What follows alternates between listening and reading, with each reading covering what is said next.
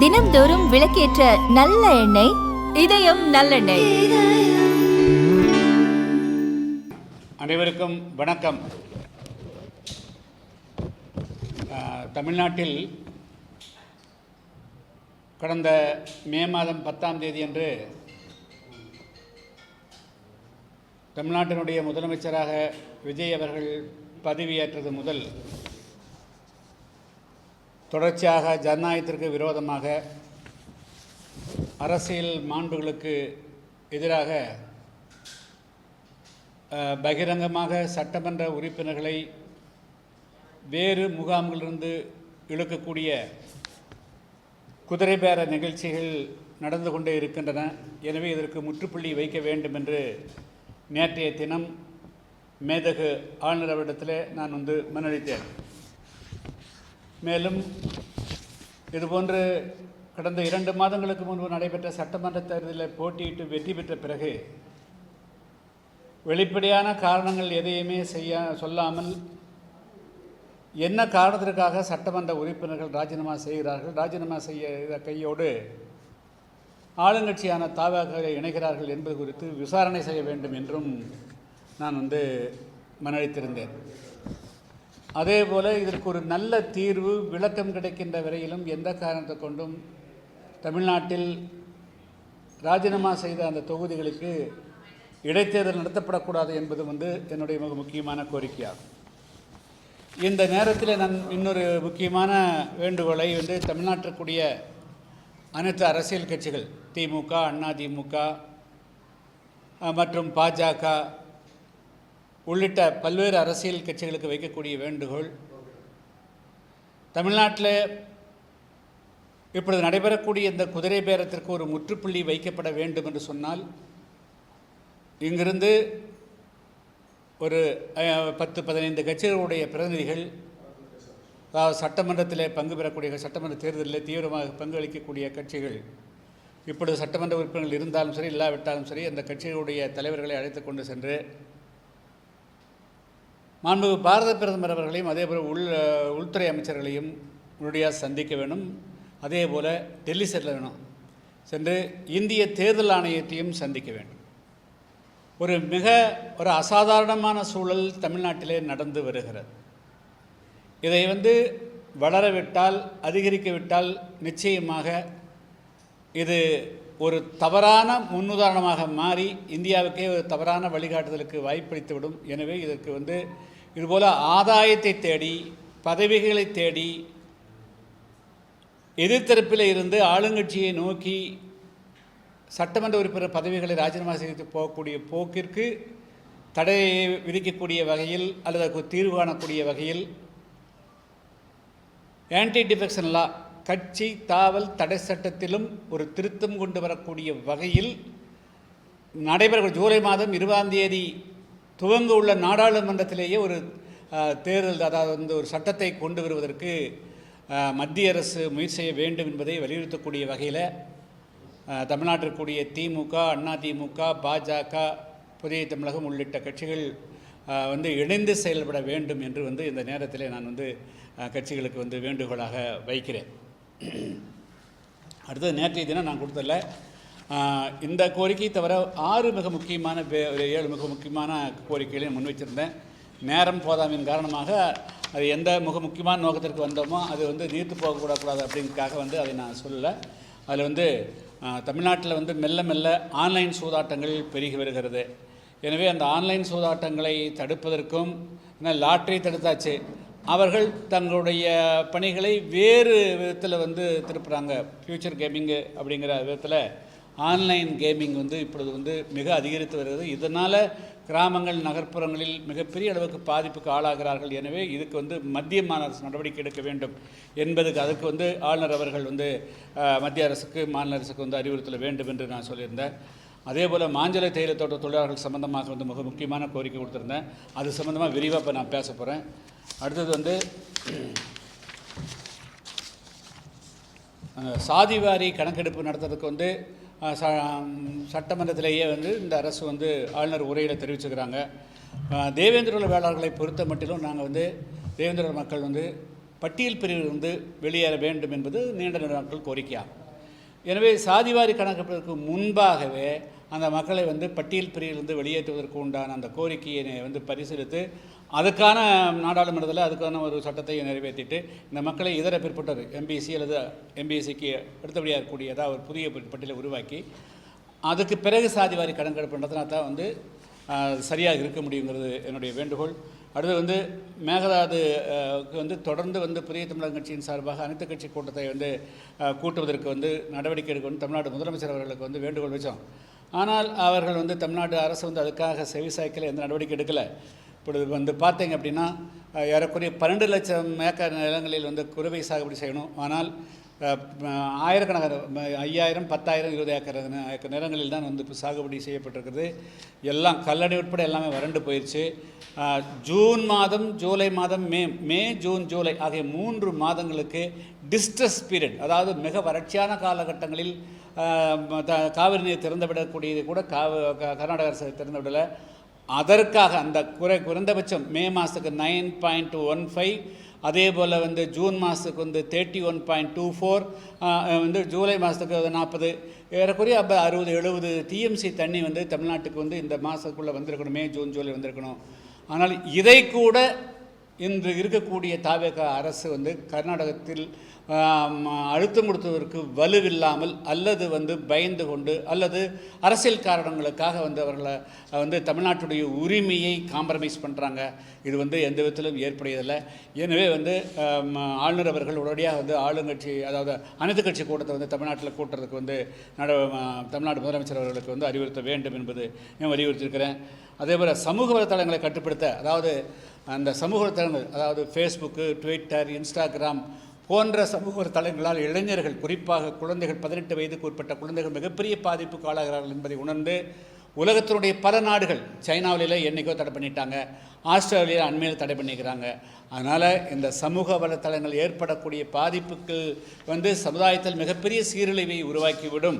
எனவே 18 வயதுக்கு உட்பட்டவர்கள், இளைஞர்கள் இந்த சமூக வலைத்தளங்களை எளிதாக அணுக முடியாத அளவிற்கு நடவடிக்கை எடுக்கணும். அதுக்கான முன்மொழி மேதகு ஆளுநர் அவர்கள் மத்திய அரசுக்கு பரிந்துரை செய்யணும். அதே மாநில அரசுக்கும் அட்வைஸ் பண்ணணுங்கிறத நான் கேட்டிருக்கிறேன். அதே போல் புதிய தமிழகம் கட்சியின் சார்பாக உங்களுக்கு தெரியும், நாங்கள் தொடர்ந்து கடந்த 5 வருடங்களாக மட்டுமல்ல, தொடர்ந்து 10 எங்கள் கட்சி ஆரம்பிச்சிருந்தே தமிழ்நாட்டில் மதுவிலக்கை, பூரண மதுவிலக்கை அமல்படுத்தணுங்கிறது எங்களுடைய கோரிக்கை. கடந்த மேதகு ஆளுநர் ரவி அவர்கள் இருந்தபோதே பல்லாயிரக்கணக்கான திரட்டிட்டு போய் பூரண மதுவிலக்கை அமல்படுத்தணுங்கிறத நாங்கள் பேரணி நடத்தினோம். எனவே எங்களுடைய அந்த மிக முக்கியமான மது, போதை, புகை இல்லாத தமிழகத்தை உருவாக்கக்கூடிய வகையில் அக்டோபர் மாதம் 2ஆம் தேதி சென்னையில் ஒரு மிகப்பெரிய மாரத்தான் நடத்துவதற்கு நாங்கள் முடிவு செஞ்சுருக்கிறோம். அது நான் பொலிட்டிக்கலாக இருக்கும், அது அரசியல் சார்பற்று இருக்கும். குறிப்பாக பிறந்தமன் அறக்கட்டளை என்ற பெயரில் ஏற்கனவே எங்கள் பல சமூக பணி செஞ்சுருக்கிறோம். ஏன்னா எல்லா அரசியல் கட்சியும் பங்கு பெறுக்கணும். அதே போல் அரசியல் சார்பற்றவர்கள் இதில் பங்கு பெறுக்க வேண்டும் என்பதற்காகத்தான் நாங்கள் புதிய தமிழகத்தின் பேர் இல்லாமல் நாங்கள் பிறந்தமன் அறக்கட்டளையின் சார்பாக நடக்கிறோம். அதை துவக்கி வைக்க வேண்டும் என்று கூட மாநில ஆர்டர் இடத்துல நாம் நினைச்சிருக்கிறோம். அதே போல் மிக முக்கியமாக இன்னொரு விஷயம், தமிழ்நாட்டில் ஒவ்வொரு சட்டமன்ற உறுப்பினரும் அதே போல் அமைச்சர்களும் பதவியேற்கின்ற பொழுது அரசுடன் மந்தனம் என்று அழைக்கப்படக்கூடிய எந்த ரகசியத்தையும் எந்த காரணத்தை கொண்டும் தேவைக்கு அன்றி வேறு யாரோடும் பகிர்ந்து கொள்ள மாட்டோம் என்பது தான் அவர்களுடைய உறுதிமொழியாகும். அதற்கு மாறாக எந்த விதத்திலும் சம்பந்தம் இல்லாத ஜான் ஆரோக்கியசாமி, விஷ்ணு பிரசாத் என்ற 2 நபர்கள் தலைமைச் செயலகத்திலேயே அவர்கள் அலுவலகத்தை பங்கு பெற்றிருக்கிறார்கள். அது அமைச்சரவை கூட்டத்தில் நடைபெறாங்க தகவல் வருது. அதே போல் அது மட்டும் இல்லாமல் ஐஜி இன்ட், இது நாள் வரையிலும் நாங்களும் 30-40 வருஷமாக தொடர்ந்து அரசியல் இருக்கிறோம். ஒவ்வொரு நாளும் காலையில் தமிழ்நாட்டினுடைய முதலமைச்சர் அவர்களை உளவுத்துறையுடைய ஐஜி அல்லது டிஐஜி ரேங்கில், ஐஜிக்கு மேலே கூடிய ரேங்க் தான், ஏடிஜிபி ரேங்கில் கூடியவர்கள் தான் முதலமைச்சரை சந்தித்து காலையில் தமிழ்நாட்டினுடைய ஒட்டுமொத்த நிலவரங்கள், கடந்த நேற்று முந்தைய தினம் நடந்தது, இன்று நடக்கக்கூடிய நிகழ்வுகள் குறித்து அவர்கள் விளக்குவார்கள். ஆனால் இப்பொழுது தமிழ்நாடு முதலமைச்சர் அவர்களை நேரடியாக சந்திக்காமல் இவர் ஜான் ஆரோக்கியசாமி, விஷ்ணு பிரசாத் போன்று எக்ஸ்ட்ரா கான்ஸ்டியூஷனல், அரசியல் சாசனத்துக்கு அப்பாற்பட்டவர்களை சந்திக்கக்கூடிய ஒரு மோசமான நடைமுறை உருவாக்கப்படுவதாக தெரிகிறது. தமிழ்நாடு அரசுங்கிறது 8 கோடி மக்களுடைய வாழ்வாதாரத்தை நம்பி இருக்கக்கூடிய விஷயம். அதனால் அரசியல் சாசனத்துக்கு அப்பாற்பட்ட எக்ஸ்ட்ரா கான்ஸ்டியூஷனல் அத்தாரிட்டி யாருமே தலைமைச் செயலகத்தில் உட்கார முடியாது, உட்காரக்கூடாது.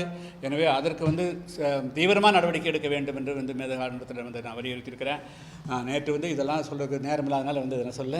எனவே இந்த முக்கியமான கருத்துக்களை வெளியிருக்கிறேன். இன்று மிக முக்கியமாக பத்திரிகையாளர்கள் சந்திப்பது உங்களுக்கு தெரியும். புதிய தமிழகம் கட்சி துவங்கப்பட்ட காலத்தில் இருந்து தமிழ்நாட்டில் திருநெல்வேலி மாவட்டம் மாஞ்சோலை, திண்டுக்கல் மாவட்டம் ஹைவேவிஸ், கோயம்புத்தூர் மாவட்டம் வால்பாறை முடிஸ், நீலகிரி மாவட்டம் குன்னூர், கோத்தகிரி, கூடலூர், அதேபோல் சேலம் மாவட்டம் ஏற்காடு ஆகிய 5 மாவட்டங்களில் ஏறக்குறைய 5 லட்சத்துக்கு மேற்பட்ட தேயிலை தோட்ட தொழிலாளர்கள் வனப்பகுதியிலே குடியிருந்து அதை வாழ்வாதாரமாக அவர்கள் கொண்டு பணிபுரிந்து வருகிறார்கள்.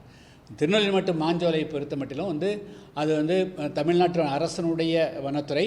அது ஆங்கிலேயருடைய காலத்தில் 8347 ஏக்கர் நிலங்கள் பிபிடிசி என்ற நிறுவனத்துக்கு குத்தகை கொடுக்கப்பட்டிருந்தது. அதில் அவங்க தேயிலை தோட்டங்கள் பெயரிட்டிருந்தார்கள். ஆனால் இந்த தேயிலை தோட்டங்கள் உருவாக்குவதற்கு முன்பாகவே ஜமீன்கள் மன்னர்களுடைய ஆட்சி காலத்திலேயே அந்த வனங்களில் அந்த வனங்களை உருவாக்குவதற்காகவும் வனங்களை பாதுகாப்பதற்காகவும் திருநெல்வேலி, தூத்துக்குடி, விருதுநகர், ராமநாதபுரம் உள்ளிட்ட தென் மாவட்டங்கள் பல்லாயிரக்கணக்கான தொழிலாளர்கள் அங்கே ஏற்கனவே மக்கள் அனுசரிக்கப்பட்டு அவர்கள் அந்த வனங்களை உருவாக்கியவர்கள் அந்த மக்கள் தான். வனங்களை பாதுகாத்து அந்த மக்கள் தான். அங்கே சிறு வேளாண்மையும் செய்து வந்தார்கள், மீன்பிடி தொழில் செய்தார்கள், கால்நடை வளர்த்தி வந்தார்கள். ஆனால் இப்பொழுது அந்த வனப்பகுதியை பிபிடிசியிலிருந்து அவருடைய குத்தகை காலம் முடிந்து விட்டது என்று சொல்லி அவர்கள் இப்பொழுது முழுமையாக அந்த பிபிடிசி நிர்வாக குத்தகைக்கு இருந்த அனைத்து நிலங்களும் இப்போ அரசிடம் நேற்றைய முன்தினம் ஒப்படைக்கப்பட்டு விட்டது. இப்பொழுது எனவே முழுக்க அந்த அம்மாசம் பகுதியில் இருக்கக்கூடிய நிலங்கள் தமிழ்நாடு அரசனுடைய வனத்துறைக்கு கீழ் வந்துவிட்டது. எனவே நாங்கள் தொடர்ந்து நாங்கள் வலியுறுத்தி வருது என்ன அப்படின்னா, 2006ஆம் ஆண்டு வன உரிமை சட்டம் என்பது நாடாளுமன்றத்தில் இயற்றப்பட்டிருக்கக்கூடிய மத்திய அரசுடைய சட்டமாகும். அதன்படி அந்த வனத்தையே அடிப்படையாக கொண்டு வாழக்கூடிய ட்ரைபல், அதாவது பீப்புள், பழங்குடி மக்கள், அதே போல் other traditional dwellers, forest dwellers அப்படின்னு, அதாவது இடைப்பட்ட காலத்துங்களில் வனப்பகுதிகளுக்கு குடியேறி அங்கு விவசாயம் செய்து அதனுடைய அதை வனப்பகுதியை வாழ்வாதாரமாக கொண்டு வாழக்கூடியவர்கள். அதுக்கு தான் ட்ரெடிஷ்னல் ட்ரைபல்ஸ்ங்கிறது ஒன்று, அதர் ட்ரெடிஷ்னல் ட்ரைபல் டுவெல்லர்ஸ் அப்படிங்கிறது இந்த 2வது பிரிவை சேர்ந்த மக்கள் ஏறக்குறைய 10,000க்கு மேற்பட்டவர்கள் 99 100 வருடங்களுக்கு மேலாக அங்கே வாழ்ந்து வராங்க. இப்பொழுது ஒரு 1000 1200 குடும்பங்கள் இருக்கிறார்கள். நான் அவர்களை கட்டாயப்படுத்தி அவர்களுக்கு கிடைக்கக்கூடிய குடிநீர், அவங்களுடைய வீடுகள், பள்ளிக்கூடங்கள், ரேஷன் கடைகள், அதேபோல் திருநெல்வேலி மற்றும் அம்பாசமுத்திரம் பகுதியில் செல்லக்கூடிய பேருந்து வசதிகள் உட்பட அனைத்தையும் மெல்ல இப்பொழுது துண்டித்து வருவதாக தெரிகிறது. நான் இதனால தான் கடந்த 2024 ஆகஸ்ட் மாதம் 20ஆம் தேதி அன்று தேசிய மனித உரிமை ஆணைய தலைவரை டெல்லி சென்று சந்தித்து உடனே நடவடிக்கை எடுக்கணும்னு சொன்னோம். அதுக்கு பிறகு செப்டம்பர் 16, 17 அடுத்த அதே மாதத்தில் ஒரு குழு அனுப்பிச்சிருந்தாங்க. அவர்கள் ஆய்வு செய்து அதுக்கு பிறகு அவர்கள் ஒரு உத்தரவு பிறப்பித்தார்கள். அந்த உத்தரவின்படி தலைமைச் செயலாளர்கள் நேரடியாக தலையிட்டு மாஞ்சோலையில் வாழக்கூடிய மக்களுக்கு அடிப்படை வசதிகளான குடிநீரை உறுதி செய்யணும். அதேபோல் ரேஷன் பொருட்கள் கொடுக்கணும், மருத்துவ வசதி கொடுக்கணும், கல்வி வசதி, ரோடு வசதி, போக்குவரத்து வசதிகள், இதர வசதிகளை செய்து கொடுக்க வேண்டும் என்று உத்தரவு பிறப்பித்த பிறகும் அவர்கள் நடைமுறைப்படுத்தலை. அதுக்கு பிறகு மீண்டும் நாங்கள் சென்று புகார் அளித்தோம். அதுக்கு பிறகு அவர்கள் நேரடியாகவே இங்கே இருக்கக்கூடிய அதிகாரிகளை எல்லாம் அழைத்து அறிவுறுத்திய பிறகும் கூட அது இன்னும் நடைமுறைக்கு வரல. எனவே இது அப்பட்டமான மனித உரிமை மீறலாகும். எனவே இது ஒரு பகுதியில் தான் இது இன்றைக்கி நடக்குதுன்னு யாரும் நினச்சிடக்கூடாது.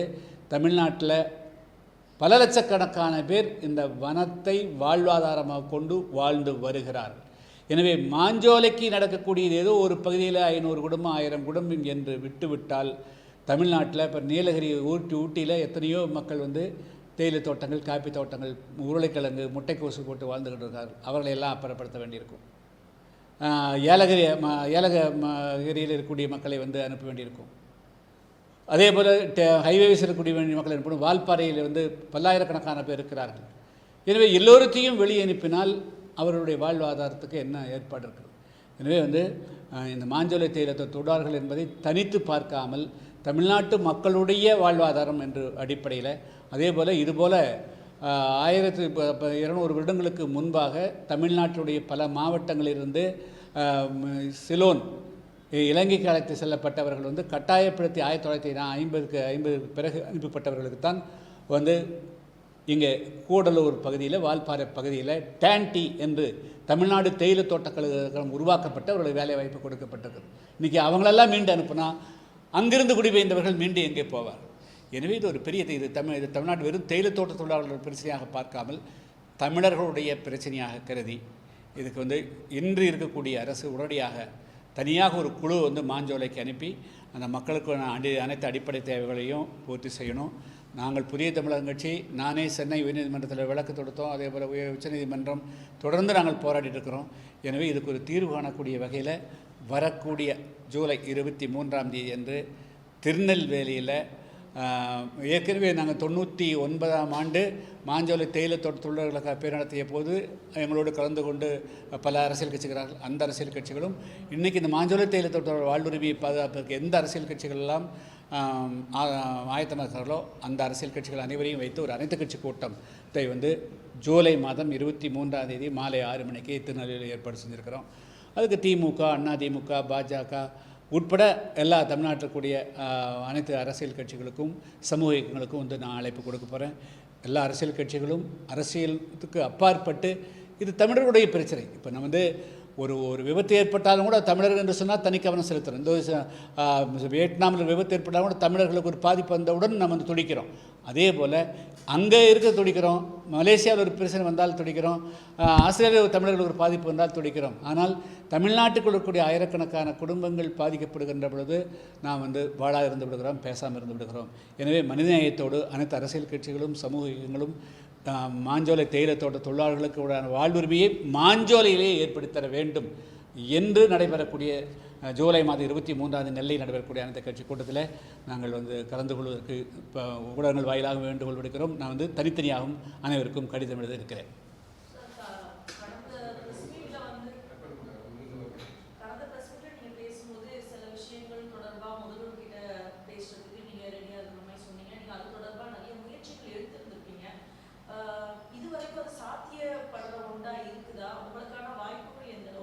இல்லை, அதாவது அவர் முதலமைச்சர் ஆனோடனே முதல்ல வாழ்த்து நான் சொன்னேன்.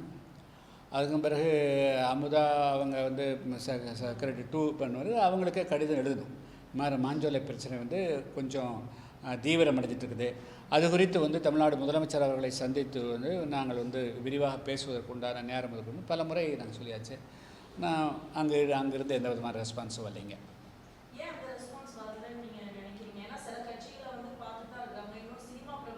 இல்லை, நாங்கள் சினிமா பிரபலம் இல்லை அப்படிங்கிறது எல்லாருக்கும் தெரியும் ஆச்சுங்களா. ஆனால் இந்த மாதிரி முக்கியம் அதை வடிகட்டுறத ஆள் வச்சுக்கிறாங்களே. உங்களுக்கு தமிழ்நாடு முதலமைச்சர் அவர்களை சந்திப்பதற்கே வடிகட்டி அனுப்பக்கூடிய ஒரு மோசமான நிலைமை இருக்குது. அதாவது தமிழ்நாட்டில் 60 வருஷத்துக்கு பிறகு திமுக, அதிமுகவுக்கு மாற்றாக ஒரு அரசாங்கம் மாற்றம் என்ற அடிப்படையில் வந்திருக்கக்கூடிய அரசாங்கம். ஆனால் மாற்றத்தை கொடுப்பதற்கு பதிலாக ஏமாற்றத்தை கொடுப்பது போகிறது. மக்கள் இதுவரையிலும் விவசாயியுடைய பிரதிநிதிகள் போய் நேரடியாக சந்தித்த மாதிரியோ, அல்லது தொழிலாளருடைய பிரச்சனைகளை கேட்ட மாதிரியோ, அல்லது வியாபாரிகளுடைய பிரச்சனைகளை கேட்ட மாதிரியோ இல்லை. ஸோ இது யாரெல்லாம் பிரபல்யமாக்குறார்களோ அவங்க மட்டும் போய் பார்க்குறாங்க, எளிதாக பார்க்குறாங்க, ஃபோட்டோ வருகிறது. ஆனால் பிரச்சனைகளை எடுத்துகிட்டு போகிறவங்கக்கிட்ட யாரையுமே சந்திக்கலை. ஒன்று அது நான் ஏற்கனவே சொன்ன மாதிரி எக்ஸ்ட்ரா கான்சல் அரசியல் சாஸ்திரங்கள் அப்பாற்பட்டவர்கள் முதலமைச்சருடைய அப்பாயின்மெண்ட்டையும் கூட தீர்மானிக்கக்கூடிய மோசமான நிலை இருக்கிறதா இதுக்கெல்லாம் காரணமாக கருதுகிறேன். நான் ஏற்கனவே சொன்ன மாதிரி ஜான் ஆரோக்கியசாமி, விஷ்ணு பிரசாத் போன்றவர்கள் தான் இது போன்ற மக்களுடைய எந்த விதமான பிரச்சனைகளும் முதலமைச்சருடைய கவனத்துக்கே கொண்டு செல்வான் தடுக்கிறார்களோ என்ற அச்சம் கூட இருக்கிறது.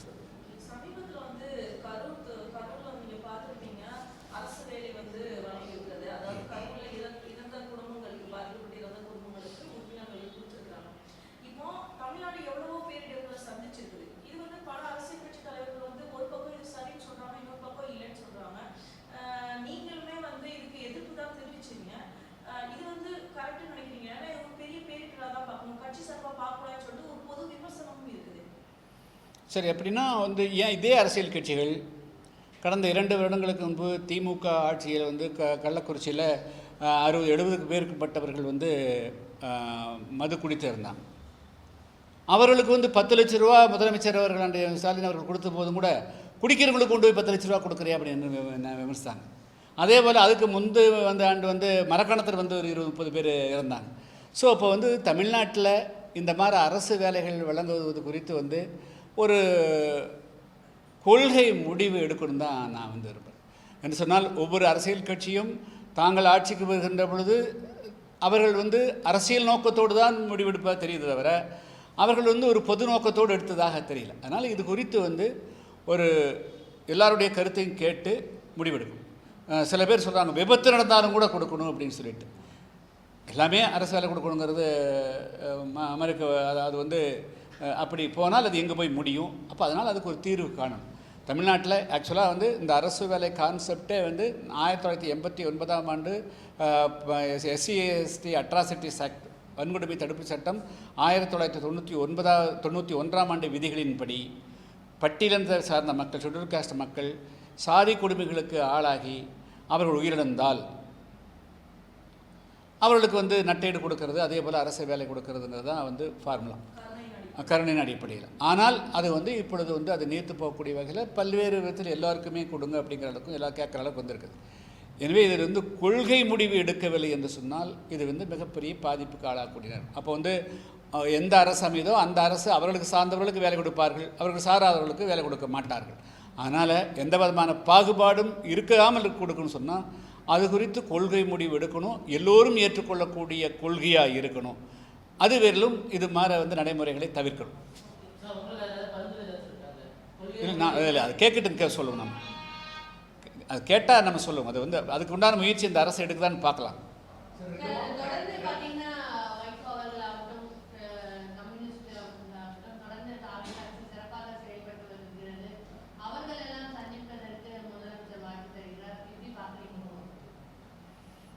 இல்லை, அவன் சில அரசியல் கட்சிகள் வந்து சைக்கோஃபென்ஸாக எப்பவுமே இருப்பாங்க. அதாவது வந்து புகழ்பாடிகள் அப்படிங்கிறது வந்து தமிழ்நாட்டினுடைய வரலாற்றில் வந்து புகழ்பாடி பரிசு பெற்ற புலவர்கள் எல்லாம் கேள்விப்பட்டிருக்காங்க இல்லையா? அதனுடைய வடிவமாக பல பேர் தமிழ்நாட்டு அரசியல் கட்சிகள் இருக்கிறாங்க. அதுதான் சொல்ல முடியும். இல்லை இல்லை, அதுக்கு மேலே நான் ஒன்றும் சொல்கிறது இல்லைங்க. எங்கே இருக்கிறோமோ அங்கே புகழ் மட்டும்தான் பாடுவோம் அப்படிங்கிற குறிக்கோள் லட்சியமாக மிஷன் நக்காம அது மிஷன் அதே அதுதான் அவங்களுக்கு. சில பேருக்கு புகழ்பாட்டு தான் அது அப்படிங்கிறது நம்ம கேள்விப்பட்டிருக்கோம் இல்லைங்களா? பரிசு பெற்று சென்றார்கள் அப்படின்னு சொல்லிட்டு பார்த்துருக்கிறோம்ல.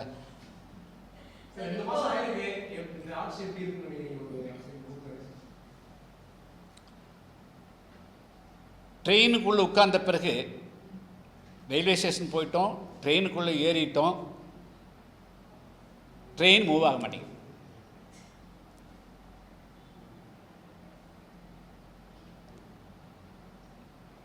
உங்களுக்கு வந்து இந்த ரிலேட்டிவிட்டி, இந்த ஐன்ஸ்டீனுடைய ரிலேட்டிவிட்டியில் நாம் உட்காந்துருப்போம், இன்னொரு ட்ரெயின் போகும், நாம் போகிற மாதிரி தோணும்.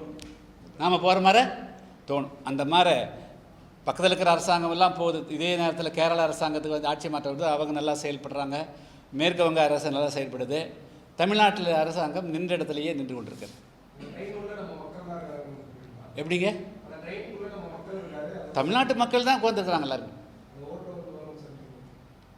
நீங்கள் கேட்ட கேள்விக்கு தெளிவாக பதில் சொல்லட்டும்.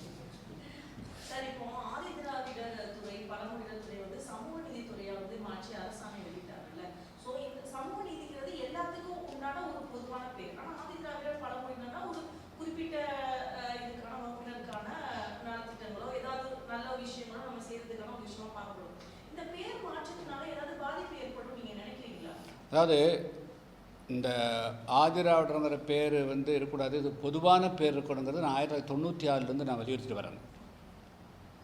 அதை வந்து இந்த அரசு வந்து மாற்றி அமைச்சிருக்கிறாங்க.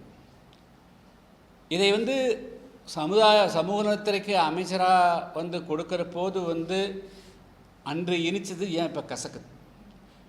ரவிக்குமாரை போன்றவர்கள் வந்து செக்டேரியன் பாலிட்டிக்ஸ், அதாவது வந்து வெளியே வந்து பறந்துபட்டு பெரிய பொது பேசுவாங்க, உள்ளுக்குள்ளே வந்து வெறும் தன்னை சுயசாதி புராணம், சுயசாதி தான்.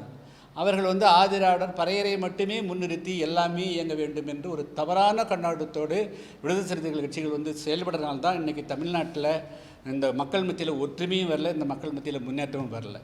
இது வந்து பறையரை மட்டும் முன்னிலைப்படுத்தக்கூடிய கான்செப்ட் தான் வந்து அந்த பெயர் மாற்றம் செய்யக்கூடாது என்ற ஒரு மோசமான கருத்து.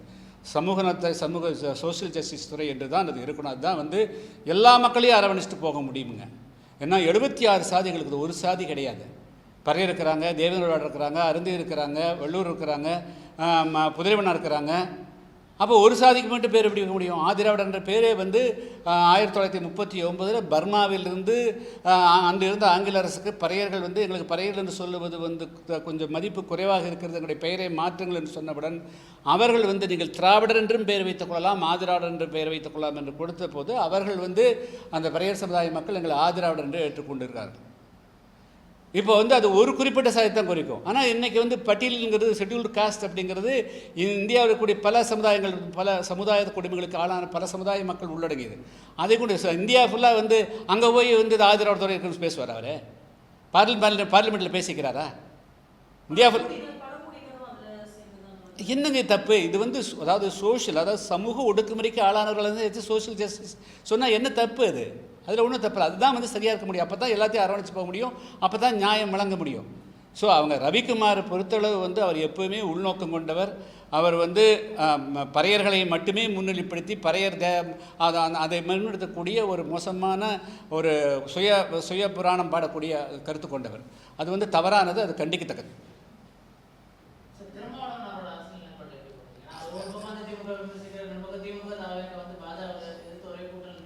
அது அவருக்கே வெளிச்சம். இந்தியாவில் வேறு யாரும் வந்து காலை 11 மணிக்கு சொல்லிட்டு 1 மணிக்கு அது மறுக்க முடியாது. மீண்டும் 3 மணிக்கு வந்து அதையே மாற்றி பேச முடியாது. அது சில பேருடைய திறன், அது அவ்வளோதான் சொல்லணும்.